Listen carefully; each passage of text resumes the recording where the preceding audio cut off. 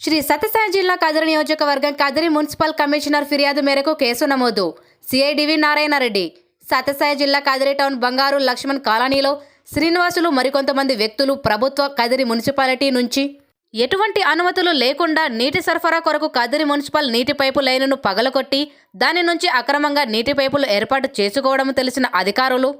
అక్కడికి వెళ్లి అది చట్టరీత్యా వ్యతిరేకము అని చెప్పగా అందులకు వారు ఇది దేవానంద్ కాలనీ, ఇక్కడ మాకు నచ్చినట్టు మేము చేస్తాము, మేము ఎప్పుడూ ఎవరి అనుమతులు తీసుకోలేదు, ఇప్పుడు కొత్తగా మీరు వచ్చి మమ్ములను అనుమతులు తీసుకోమంటున్నారు అని ప్రభుత్వ అధికారుల పట్ల దురుసుగా ప్రవర్తించి వారి విధులకు ఆటంకము కలిగించడమే కాకుండా మా అన్న దేవానంద్ ఇక్కడ ఎటువంటి పర్మిషన్స్ మేము తీసుకోము అని చెప్పినాడని వారు అధికారులతో చెప్పడంతో శ్రీనివాసులు మరికొంతమందితో పాటు ఆ నేరమునకు పరోక్షంగా సహకరించి ప్రోత్సహించిన విషయములో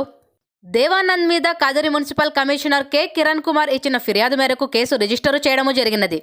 ఈ కేసు నందు అన్ని విషయాలు దర్యాప్తు చేసి తగు చర్య తీసుకోవడము జరుగుతుంది. Inspector of police Kadiri town PS